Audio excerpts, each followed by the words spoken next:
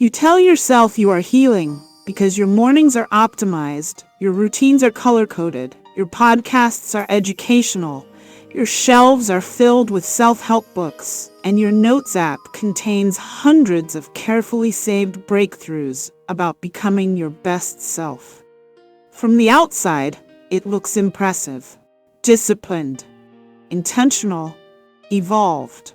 But beneath all the productivity and self-awareness, there is a quieter question most people are terrified to ask themselves. What if all this self-improvement is actually helping you avoid your real life? What if your obsession with growth has become a socially acceptable escape route? Because there is a difference between healing and endlessly trying to repair yourself as a way of avoiding your present reality. There is a difference between growth and compulsive self-optimization. There is a difference between becoming more conscious and becoming emotionally unavailable to your own humanity. Many people are not actually transforming. They are hiding inside improvement, and modern culture rewards it. We live in a world obsessed with optimization, sleep scores, productivity systems, morning routines, habit trackers, dopamine detoxes, journaling prompts, high-performance schedules, leveling up, becoming your highest self, unlocking your potential. The language sounds empowering, but for many people it quietly becomes another form of self-rejection. Because underneath all the endless fixing is often one painful assumption: who I am right now is not enough. So the chase begins. One more breakthrough, one more habit, one more mindset shift, one more course, one more transformation, one more identity upgrade, one more attempt to become acceptable to yourself. But the finish line keeps moving. And while you are busy constructing the ideal future version of yourself, your actual life sits untouched in the background. Your relationships go unfelt. Your grief goes unprocessed. Your loneliness goes unnamed. Your exhaustion goes ignored. Your body goes unheard. Your present moment goes unlived. You become a full-time manager of self-improvement while quietly abandoning yourself in real time. This is one of the most dangerous psychological traps of modern life because it disguises avoidance as ambition. It feels noble. It feels productive. It even feels healthy. But many people are using growth the same way others use distraction. Some people numb themselves with alcohol. Some numb themselves with scrolling. Some numb themselves with work. Others numb themselves with endless self-optimization. At least distraction is honest about being distraction. Self-improvement is trickier because it convinces you that avoidance is progress. You can spend years working on yourself without ever actually sitting with yourself. That is the paradox. You become incredibly informed about healing while remaining emotionally disconnected from your own reality. You know the language of trauma, the language of nervous systems, the language of boundaries, the language of growth. But knowledge is not integration. Understanding your patterns is not the same as changing them.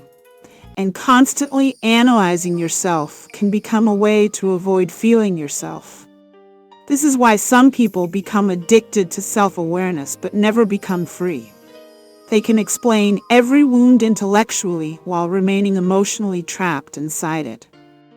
Because true healing is not always clean, optimized, or impressive.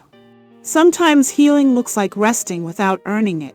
Sometimes it looks like admitting you are angry. Sometimes it looks like grieving instead of researching grief.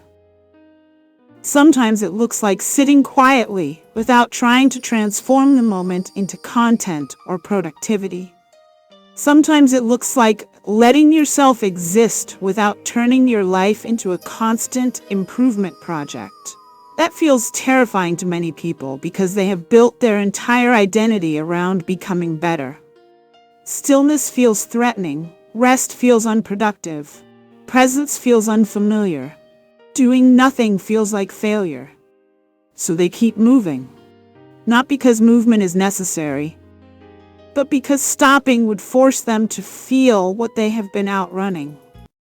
Mind care is self-care, because your mind needs more than constant correction. It needs compassion, it needs space, it needs permission to exist without always being measured against a future ideal. Your nervous system was not designed to live as a never-ending construction site. Yet many people treat themselves like unfinished products instead of living beings. Every flaw becomes a project. Every emotion becomes a problem to solve. Every difficult season becomes something to optimize away. And eventually, even healing becomes exhausting. Not because growth itself is bad, but because relentless self-monitoring creates psychological fatigue. You stop living naturally. You start observing yourself constantly. Am I productive enough? Disciplined enough? Healed enough? Evolved enough? Focused enough? Successful enough? Mindful enough? Your inner world becomes a performance review.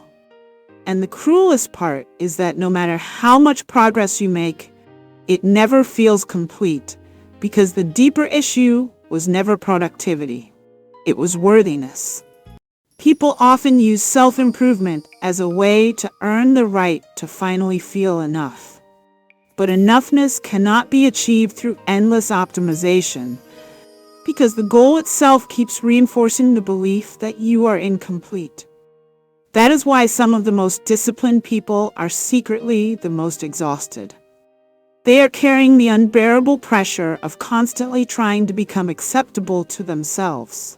The modern self-improvement world rarely talks about this because the entire system profits from your dissatisfaction. If you fully accepted yourself, whole industries would lose power over you. So you are encouraged to remain in a constant state of self-editing, always tweaking, always upgrading, always improving, always fixing. Never arriving, never resting, never simply being. And eventually you forget what life actually feels like outside the pursuit of becoming someone else. You stop tasting moments fully. You stop inhabiting your body naturally.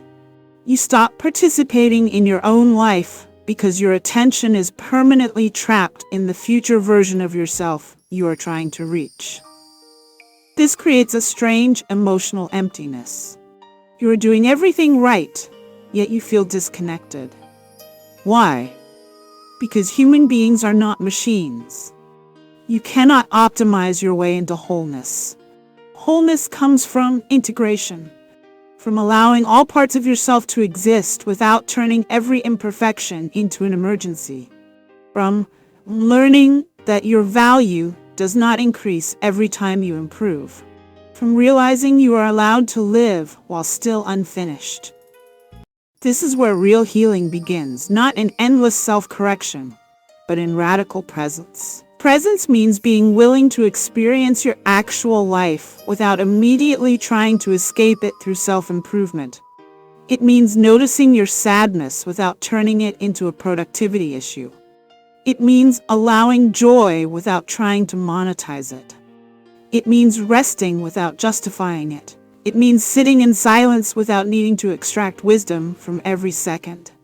It means letting a moment be enough. That sounds simple. For many people, it is revolutionary, because they have spent years believing their purpose is to become better instead of becoming real. But real life is messy. Some days you are focused, some days you are lost, some days you are inspired, some days you are numb, some days you grow, some days you simply survive. All of that is part of being human.